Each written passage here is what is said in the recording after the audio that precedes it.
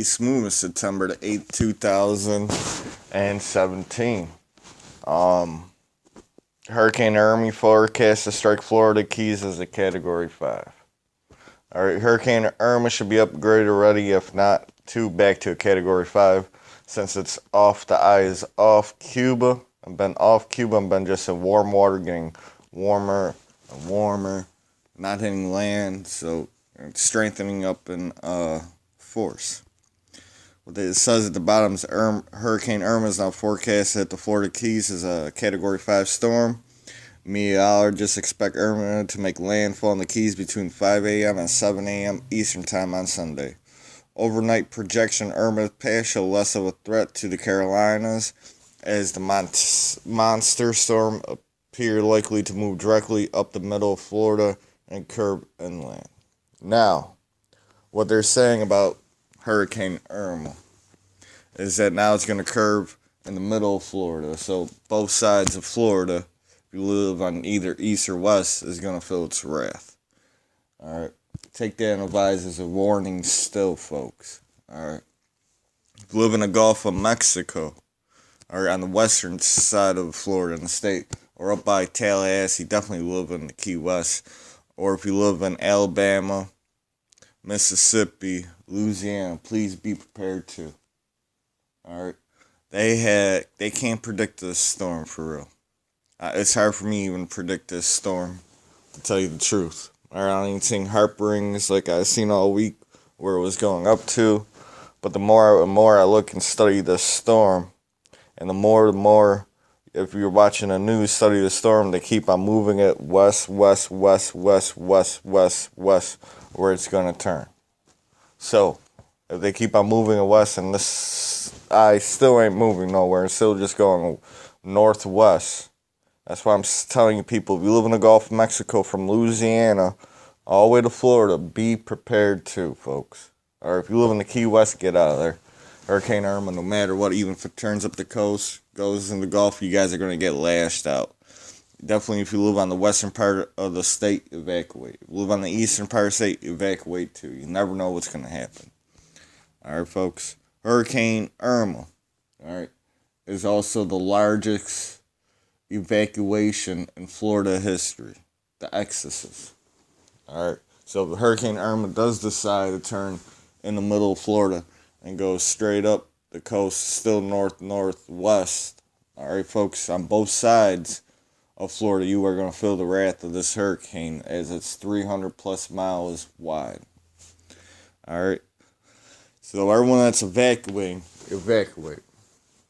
Alright, but like I said, tomorrow, on Saturday, hurricane's going to hit sometime on Sunday in Florida. Or even if it decides just to keep going to the Gulf of Mexico. The storm is getting more intensified, everything. Alright, but if you live in Florida tomorrow afternoon, if it's 11 a.m., 12 p.m., just stay. If you're on the road, stay. Get back home. Prepare and hunker down. You do not want to be caught stranded in traffic while Hurricane Irma hits. This thing is a monster of a storm. They're not telling you the whole truth. Alright, this is still Category 5 hurricane, folks. The only reason it downgraded just for a few hours today was because the eye was going to replace with the new eye. That's part of its cycle. Alright, and when we look at Hurricane Kate, that's in the Gulf of Mexico on the east coast of the Mexico border, when we look at that, alright, its affection is going to steer Hurricane Irma, alright, because it's tearing at the front, alright, that's supposed to tear Irma apart. That's what they're trying to predict on how Hurricane Irma is going to turn. But there ain't nothing really there left to dodge it, to make it turn. That's why I say if you live in the Gulf Coast, please be prepared now. Start getting prepared, alright. That's the truth, you know. And what's crazy about it, you got over 650,000 ordered to leave Florida. All these links are going to be at the bottom as I'm going through it talking. Alright. And now if Hurricane Irma does decide to turn, and it's possible that it decided to turn, got a 50% chance of doing that too. Alright, go straight up Florida, the middle part of Florida, everything on both sides of the coast is going to be destroyed. This is a Category 5 hurricane. It's going to take a few hours, about 4 or 5 hours to be Category 4.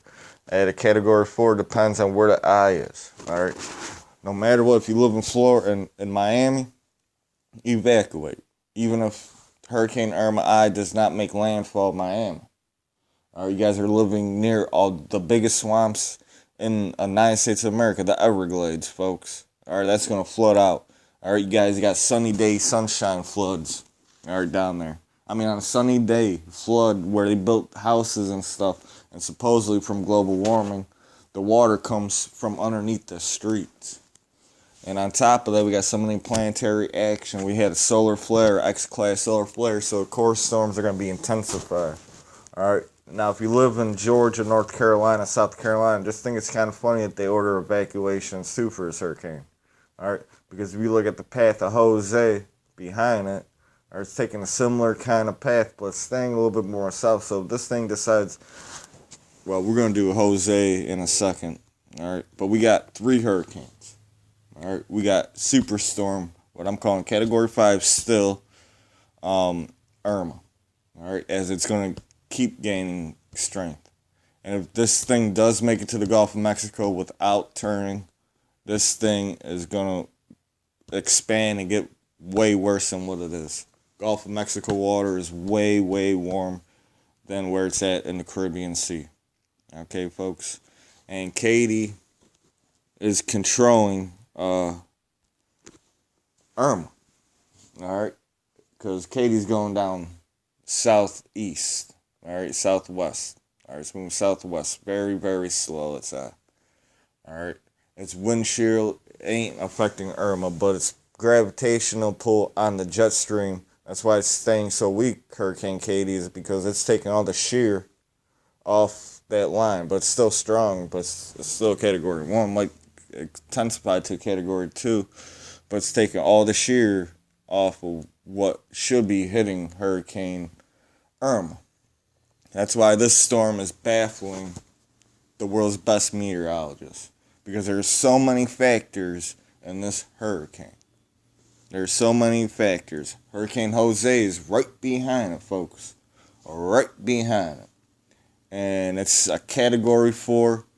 Most likely we'll make it to a Category 5. Then we can back down to Category 4.